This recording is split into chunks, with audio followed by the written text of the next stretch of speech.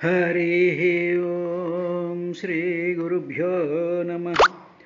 బ్రహ్మహత్యానేకపాటవులకు అగ్నికీలలు హరినామకీర్తనములు గురుతల్ప కల్మషక్రూర సర్పములకు కేకులు హరినామకీర్తనములు తపనీయ చౌర్య సంతమ సంబునకు సూర్యకిరణముల్ హరినామకీర్తనములు మధుపాన కిల్బిష మదనాగ సమితికి కేసరుల్ హరినామ కీర్తనములు మహిత యోగోగ్ర నిత్య సమాధి విధుల అలరు బ్రహ్మాది సురలకు అందరాని భూరి నిర్వాణ సామ్రాజ్య భోగభాగ్య ఖేళనంబులు హరినామ కీర్తనములు ముక్తికాంతైకాంత మోహన కృత్యముల్ కేలిమై హరినామ కీర్తనములు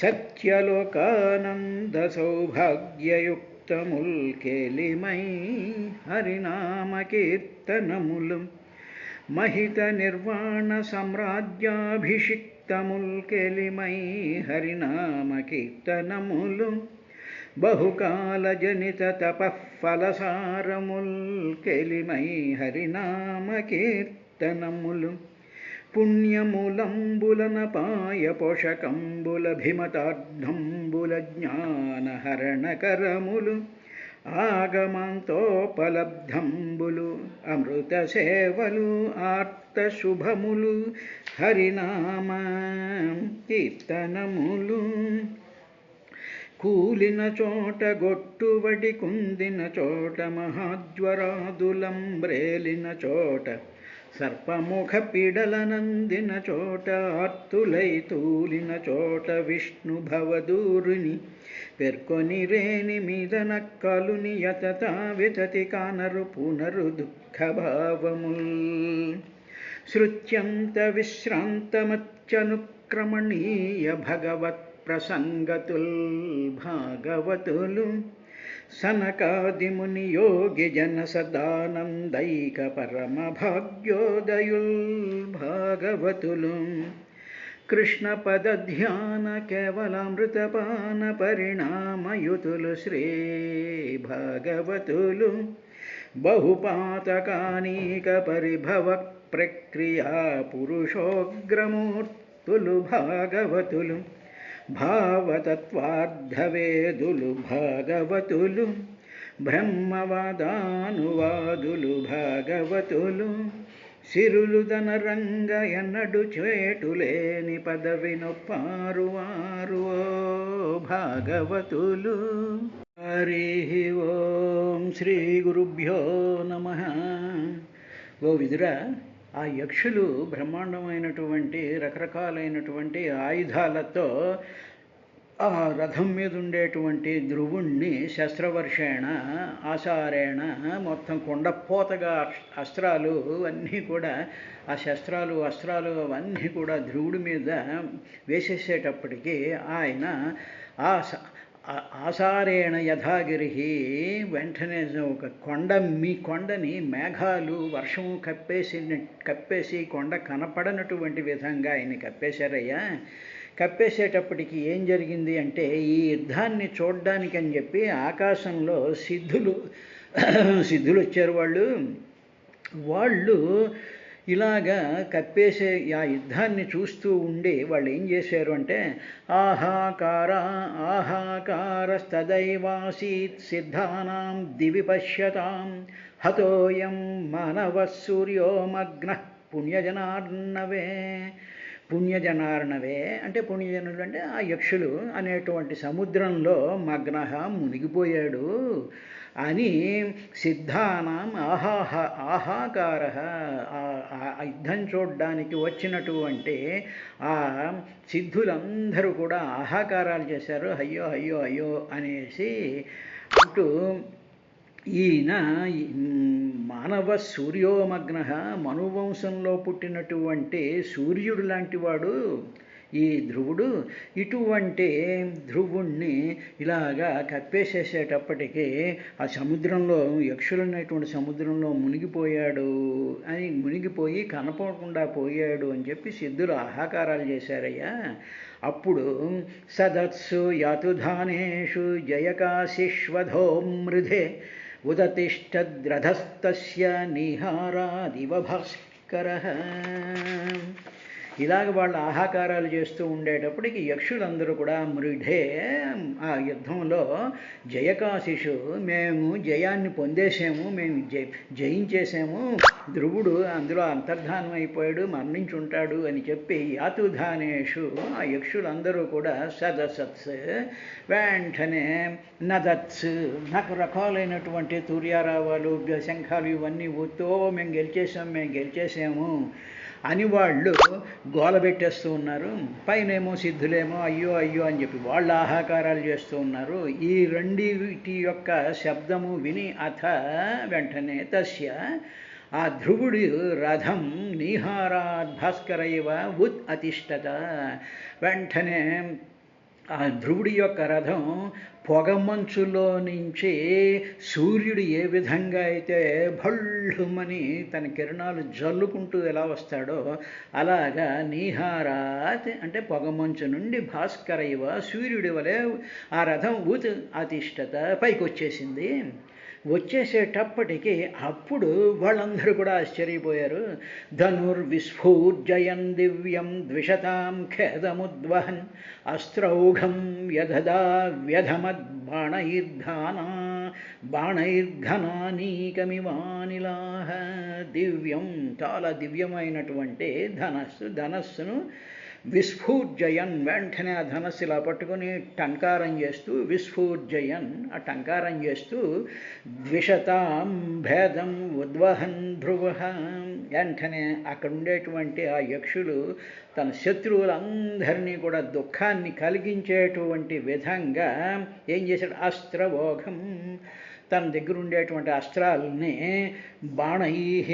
బాణాలతోనూ, ఘనానీకం అంటే మేఘాల గుంపుని, గాలి ఏ విధంగా అయితే మేఘాల గుంపునంతటిని కూడా చెదరగొట్టేస్తుందో గాలి, అలాగా ధ్రువుడు అస్త్రవోఘం బాణాలతో మొత్తం అక్కడ ఉండేటువంటి వాళ్ళందరినీ కూడా చెదరగొట్టి పారేశాడు అని ఈ విదురుడికి మైత్రేయ మహర్షి ఆ జరిగినటువంటి యుద్ధం గురించి చెప్తూ ఇక్కడ ఎలా చెప్పింది అంటే, అనిలాహ ఇవ, గాలుల వలె. ఎందుకు అంటే ఇక్కడ గాలిలు అంటే ఏమిటి, ఆ ధ్రువుడికి ఆ శక్తి ఎక్కడి నుంచి వచ్చింది అంటే మహాబలుడైనటువంటి వాయువు యొక్క అల్లుడేగా ధ్రువుడు. కాబట్టి అక్కడ ఆ కంపారిజన్ అలా తీసుకొచ్చి ఆ వాయువు మేఘాలని ఏ విధంగా అయితే చెదరగొడుతుందో అలాగా ఈ ధ్రువుడు వాళ్ళందరినీ కూడా చెదరగొట్టేశాడయ్యా. చెదరగొట్టేటప్పటికీ అవి ఎలా పడ్డాయంటే, తస్యతే చాప నిర్ముక్త భిత్వా వర్మాణి రక్షసాం కాయానా వివిశుస్తిగ్మా గిరీన్నశనయో యథ. ఆ ధ్రువుడి యొక్క చాప నిర్ముక్త, ఆయన బాణం నుంచి బయటికి విడిచిపెట్టబడుతున్నటువంటి తిగ్మాహ, ఆ తిగ్మాహ బాగా వాడిగా ఉండేటువంటి కసక్కమన లోపలికి దూసుకుపోయేటువంటి ఆ బాణాలు రక్షసాం వర్మాణి, అక్కడ ఉండేటువంటి రాక్షసులు అంటే యక్షులు రాక్షసులు వీళ్ళు అన్నదమ్ములు కాబట్టి వీళ్ళని కూడా రాక్షస జాతిలోకే చేరుస్తారు. చేసి వీళ్ళు స్పెషల్ గ్రూప్గా ఉంటారు కాబట్టి వీళ్ళు యక్షులు అన్నారు. వీళ్ళు కూడా రాక్షస సంతకి చెందినటువంటి వాళ్ళే. రక్షసాం వర్మాణి, వర్మలు అంటే కవచాలు. ఈ చాలా వాడైనటువంటి బాణాలతో కొట్టేటప్పటికి ఆ యక్షుల యొక్క వర్మాణి భిత్వా మొత్తం పగిలివే, ఫాట్ ఫాట్ ఫాట్ ఫాట్ అని చెప్పి కొడుతుంటే బాణాలతో ఆ కవచాలన్నీ కూడా పేలిపోయినట్టు పగలగొట్టి పారేశాడు. భిత్వాహ. తరువాత ఇంకా ఎలాగా చేశాడు అంటే అశనయ అంటే పిడుగులన్నమాట. గిరీన్యధ, పర్వతాలని పిడుగులు వచ్చి కొడితే ఆ పర్వతం ఎలాగైతే మొక్కలైపోతుందో అలాగా కాయాన్, అవి విషు ఆ పిడుగళ్ళి పర్వతం మీద భాట్మని కొట్టేటప్పటికి పర్వతం ఏ విధంగా అయితే చెలించిపోతుందో అలాగా ఈ యక్షులకి ఈయన బాణాలు వేసి కొడుతూ ఉంటే వాళ్ళ యొక్క కాయాన్ అవి విషు వాళ్ళ శరీరాల్లోకి ఈ బాణాలు ప్రవేశించిపోయాయా. ఇలాగా ప్రవేశించిపోయినప్పుడు అక్కడ ఉండేటువంటి ఆ యుద్ధం స్థితి అంతా ఎలా ఉంది అంటే భల్లై సంఛిద్యమానానాం శిరోభిశ్చారుకుండలై ఊరుభిర్హేమతాళాభైర్దోర్భిర్వలయవల్గుభిః హారకేయూరముకుటైరుష్ణీషైశ్చ మహాధనైః అశ్రుతాస్తారణభువో రేజుర్వీరమనోహరాః. భల్లై, భల్లములు అంటే బాణాలు. ఆ బాణాలు చాలా రకాలైనటువంటి ఆకారాలతో ఉండేటువంటి బాణాలు. ఇక్కడ భల్లాలు అంటే ఏమిటంటే అర్ధచంద్రాకారంలో ఉండేటువంటి బాణాలు. దాని చేత సంఛిద్యమానానాం, సంఛిద్యం అంటే ఛేదం చేసి పాడాను, కొట్టి తెగగొట్టేయడం అన్నమాట. ఆ తెగగొట్టేసేటు ఆ బాణాలు వేసి కొట్టేటప్పటికి ఏమైపోయింది అంటే శిరోభి ఆ యక్షుల యొక్క శిరస్సులు తెగిపోయాయి. ఆ తెగిపోయినటువంటి శిరస్సులలో చారు కుండలై ఆ యక్షులందరూ కూడా చాలా అందమైనటువంటి ఈ చెవులకు పెట్టుకునేటువంటి కుండలాలు ఉంటాయి చూసారా, ఆ కుండలాలు రకరకాలైనటువంటి నెత్తి మీద పెట్టుకునేటువంటి ఆభరణాలు ఇవన్నీతో కూడా అర్ధచంద్రాకారంతో కొట్టేటప్పటికి వెళ్ళి ఆ పీక తెగి పడేటప్పటికి ఆ శిరస్సులు కింద పడిపోయినటువంటి ఆ శిరస్సులలో చారు కుండల ఈ అందమైనటువంటి ఆ కుండలాలు మెరిసిపోతూ ఉన్నాయి.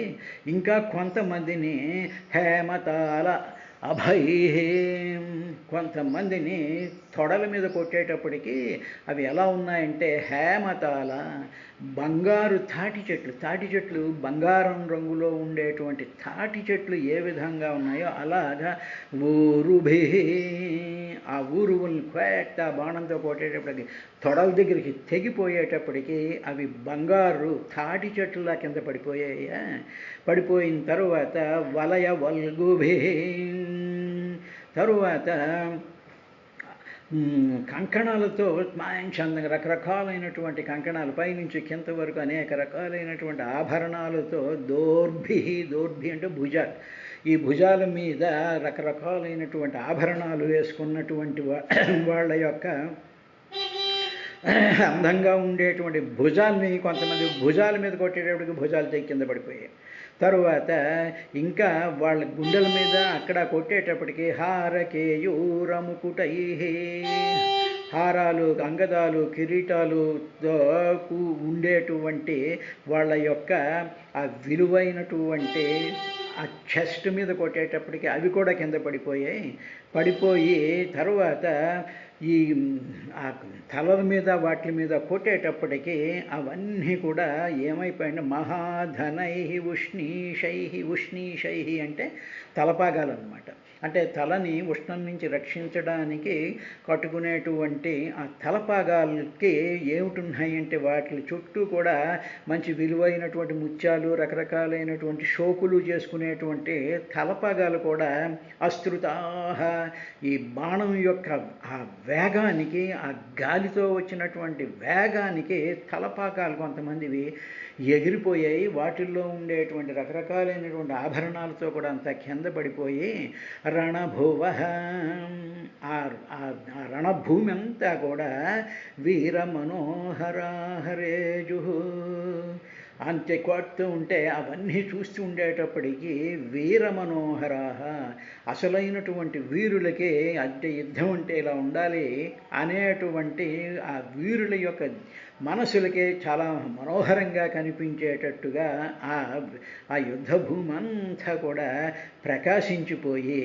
వీరుల యొక్క మనస్సుని దోచేసిందయ్యా. మనస్సు మనోహరాహ మనసుని హరించేసేటువంటి విధంగా ధ్రువుడు కొట్టేటప్పటికీ వాళ్ళ తలలు తెగిపోయాయి, తొడలు తెగిపోయాయి, భుజాలు తెగిపోయాయి, తలపాగాలు ఎగిరిపోయాయి, గుండెల్లోకి పిడుగులు పర్వతంలో పొట్టుకున్నట్టుగా వాళ్ళ యొక్క శరీరాల్లోకి ఆ యొక్క ఆ బాణాల యొక్క దెబ్బలతో వాళ్ళు నానా కకావికలైపోయినటువంటి పరిస్థితి ఏర్పడింది విదురా అని చెప్పిన తర్వాత 20వ శ్లోకంలో హతావశిష్ట ఇతరే రణాజిరా రక్షోగణా క్షత్రియవర్యసాయకై ప్రాయో వివృక్ణావయవా విదుద్రువు మృగేంద్ర విక్రీడితయుధపాయివ. ఇక ఇలా కొట్టేటప్పటికి చాలామంది చచ్చిపోయారుగా. చచ్చిపోయేటప్పటికీ ఇక మిగిలినటువంటి అంటే మరణించగా మిగిలినటువంటి ఆ యక్షులు కొంతమందికి అవయవాలు కొంతమందికి ఒక కాలు తెగిపోయింది, ఒకళ్ళకేమో ఒక చెయ్యి తెగిపోయింది, ఒకళ్ళకేమో ఒక పాదం తెగిపోయింది. ఇలాగ రకరకాలుగా అవయవాలు తెగగొట్టబడినటువంటి యక్షులు వీళ్ళందరూ కూడా అంటే బతుకుంటే బలుసాకు తినొచ్చు అనేటువంటి విధంగా వారి యుద్ధరంగాన్ని విడిచేసి గబగబగబగా పారిపోయారు. ఆ పారిపోయినటువంటి విధానం ఎలా ఉందంటే ఒక సింహం గాండ్రిస్తూ సింహం గర్జిస్తూ ఒక్కసారి ఏనుగుల గుంపుల మీద పడితే ఏనుగులు ఏ విధంగా అయితే పారిపోతాయో అలాగా మృగేంద్ర విక్రీడిత యూధపాయివ. మృగ ఇంద్ర విక్రీడిత యూధపాహ ఇవ అంటే మృగం అంటే ఇక్కడ సింహం. సింహం చేత మృగయంత్రం సింహం చేత విక్రీడిత యూధపాహ తరమబడేటువంటి ఏనుగుల్లాగా విదుద్రువు వీళ్ళందరూ కూడా అన్ని దిక్కులకి కూడా పారిపోయారు వీళ్ళు. ఎప్పుడు అంటే క్షత్రియ వర్యసాయకై క్షత్రియ వీరుడైనటువంటి క్షత్రియ వర్యులు క్షత్రియులందరిలో కూడా మహత్తరమైనటువంటి వీరత్వం కలిగినటువంటి ఆ ధ్రువుడి యొక్క సాయకై సాయకములు అంటే బాణాలు దాణాల చేత హత అవశిష్టా చంపబడకుండా అవశిష్ట అంటే మిగిలినటువంటి అంటే చావకుండా మిగిలినటువంటి ఇతరులు మిగతా రక్షోగణ ఆ యక్షుల గణాలన్నీ కూడా ప్రాయ చాలా వరకు వివృక్ష అవయవా తెగగొట్టబడినటువంటి అవయవాలు కలిగినటువంటి వాళ్ళు అయిపోయి వాళ్ళందరూ కూడా అలకానగరం లోపలికి పరుగులు పెట్టేశారు. సింహం తరిగితే ఏనుగులే విధంగా పరిగెడతాయో వాళ్ళు ఆ విధంగా పరిగెత్తుకుంటూ అన్ని వైపులకి పారిపోయారయ్యా విదురా అని చెప్పిన తరువాత అప్పుడు ధ్రువుడికి అక్కడ ఇంకా యుద్ధరంగంలో ఒక్కడంటే ఒక్కడు మిగలకుండా ఆ నగరం అంతా ఖాళీగా కనిపించేసింది. అప్పుడు అపశ్యమానస్తత తదా అతతాయిన మహామృధే కంచన మానవోత్తమ పురీం దిదృక్షన్నపి నా దిశ్యాం నా మాయినాం వేద చికీర్షితం జన.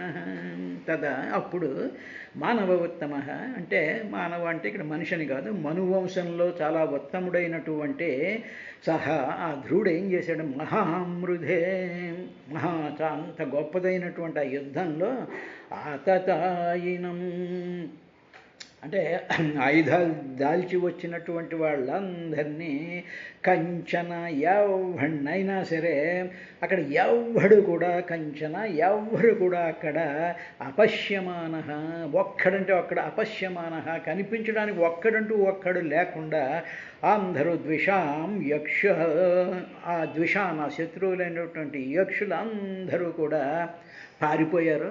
పారిపోయేటప్పటికీ ఆ నగరంలోకి పారిపోతే పురీం దిదృక్షన్ అపి వీళ్ళందరూ ఎక్కడికి పోయారు అని చెప్పి సరే ఒకసారి ఈ అలకా నగరంలోకి వెళదాము అనేటువంటి దిదృక్షన్నపి చూడాలి అనేటువంటి భావం ధ్రువుడికి కలిగిన నా ఆవిషత్ కానీ లోపలికి మాత్రం వెళ్ళలేదు. ఎందుకంటే లోపలికి ప్రవేశించలేదు. ఎందుకంటే మాయీనాం చికీర్షితం జన నవేద మాయావులెవరు యక్షులు ఏం చేస్తారో ఎవ్వరికీ తెలియదు. ఊహించడం చాలా కష్టం. యక్షులు చేసేటువంటి ఊహాతీతంగా చేస్తారు వాళ్ళ పనులు.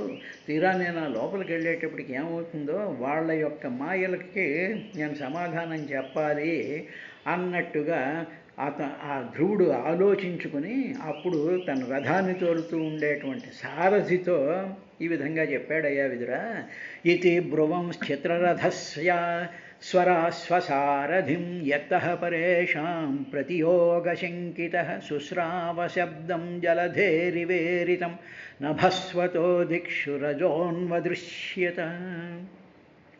చిత్రరథ అంటే చాలా రకరకాలైనటువంటి చిత్రాలతో కూడుకున్నటువంటి ఆ ధ్రువుడి యొక్క రథం, అంటే రంగురంగులుగా అనేక చాలా చాలా చాలా పెక్యులియర్గా ఉంటుంది ఆ రథం. ఒకసారి ఇటు తిరుగుతుంది, ఒకసారి అటు తిరుగుతుంది, ఒకసారి ఆకాశంలో వేస్తుంది, ఒకసారి కిందకు వస్తుంది, ఒకసారి చిన్నదైపోతుంటుంది, ఒకసారి పెద్దదైపోతూ ఉంటుంది. ఇలాగా ఆటోమేటిక్గా దాని యొక్క డైమెన్షన్స్ని అడ్జస్ట్ చేసుకోగలిగినటువంటి రంగులతో కూడుకున్నటువంటి చిత్రరథ ధ్రువుడు, ఆ రథం కలిగిన ధ్రువుడు ఏం చేశాడంటే స్వసారథిం, తన సారథిని చూస్తూ బ్రువన్ ఈ విధంగా చెప్పాడు, ఓ సారథి, పరేషాం శత్రువులు ఈ యక్షులు ప్రతియోగ శంకిత, ఈ యక్షులు నేను కొట్టాను, వీళ్ళందరూ పారిపోయారు, వాళ్ళకి ఇంకా కోపం, ఆ పగ, ఆ ఓడిపోయాం అనేటువంటిది వాళ్ళల్లో తగ్గదది, వాళ్ళు ఎలాగోలాగా ప్రతియోగ శంకిత బదులు తీర్చుకోవడానికి దండెత్తి వస్తారు డెఫినెట్గా అని నేను శంకిస్తూ ఉన్నాను అని యత్తః, సరే అని చెప్పేసి తను మళ్ళీ తన బాణాలు, తన కత్తులు, తన ఆయుధాలు, తన అస్త్రాలు, తన శస్త్రాలు, ఆ రథంలో ఉండేటువంటి వాటిలన్నింటినీ కూడా యత్తః వాటిని మళ్ళీ సర్దుకుంటూ జలధేహైవ ఈరితం శబ్దం అలా సర్దుకుంటూ మళ్ళీ వాళ్ళు ఎక్కడైనా వస్తారేమో జాగ్రత్తగా ఉండు అని చెప్పి సారథికి చెప్పి తన వస్తువులు మళ్ళీ బాణాలు, మళ్ళీ ఆ నారి పెట్టుకోవడం, కవచం వేసుకోవడం, మళ్ళీ బాణాలు రెడీ చేసుకోవడం, కత్తులు, ఆయుధాలు, ఈ పనులన్నింటిలోనూ కూడా ప్రయత్నం చేసుకుంటూ అందులో మునిగి ఉన్నప్పుడు ఏమిటి అంటే జలధేయివ సముద్రంలో ఈరితం, సముద్రంలో పుట్టినటువంటి ఈరితం ఒక పుట్టినటువంటి శబ్దం శుశ్రావ, సముద్రంలో నుంచి పెద్ద శబ్దం పుట్టినట్టుగా ఒక శబ్దాన్ని నభస్వత ఆకాశంలో ఆ శబ్దం వాయువు వల్ల దిక్షు రజ అదృశ్యత, ఆ శబ్దం ఒకటి వినిపించేటప్పటికీ లోపల ఇవన్నీ సర్దుకుంటూ ఉండి సారథితో ఇలా మాట్లాడుతూ ఉండేటప్పటికి బ్రహ్మాండమైనటువంటి సముద్రంలో శబ్దంలాగా వినిపించిన తర్వాత విన్నాడు, విని ఒకసారి ఇలా దిక్కుల వైపు చూసేటప్పటికి నభస్వత అందులో వాయువులు దిక్షు రజ వాయువులన్నీ కూడా అక్కడ ఉండేటువంటి ఆ గాలుల్లో నుంచి రజ ధూళంతా ఒక్కసారి రేగిపోయి వెంటనే అదంతా కూడా అనుదృశ్యత, ధూళేమో రాగిపోయి మొత్తం అంతా వ్యాపించిపోతుంది భయంకరంగా. ఈ లోపల బ్రహ్మాండమైనటువంటి సముద్ర ఘోషలాగా శబ్దాలు కూడా వినిపించిపోతూ ఉంటాయి. ఈ లోపల అంతకు ముందే ధ్రువుడు చెప్తున్నాడు, వీళ్ళు చాలా మాయగాళ్ళు, వీళ్ళు ఏ విధమైనటువంటి మాయలు చేస్తారో ఎవరు కూడా ఊహించడానికి కూడా కష్టం,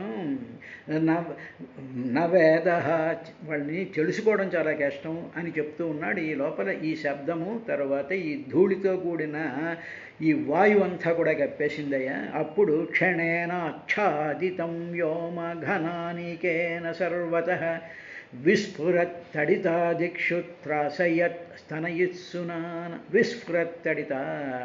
తరువాత ఏమైపోయింది, ఇలా వచ్చేటప్పటికి చాలా భయంకరంగా వెలిగిపోతూ ఉండేటువంటి మెరుపులు వచ్చేసి త్రాసయత్ స్తనయిత్సునా భయం గొల్పేటువంటి చాలా భయంకరంగా పిడుగులుతో ఘన అనీకేన పిడుగులతోనూ తర్వాత ఏమో మెరుపులతోనూ కూడుకున్నటువంటి ఘన అనీకేన రకరకాలైనటువంటి మేఘాల గుంపులు మొత్తం ధడోహమన ఆకాశం అంతా కప్పేసి వ్యోమ సర్వతః దిక్షు క్షణేనాచ్ఛాదితం, వ్యోమ మొత్తం ఆకాశం అంతా సర్వతః అన్ని దిక్షు దిక్కులన్నిట్లోనూ కూడా క్షణేన ఒక్క క్షణకాలంలో ఆచ్ఛాదితం మొత్తం కప్పేసిందయ్యా విదురా.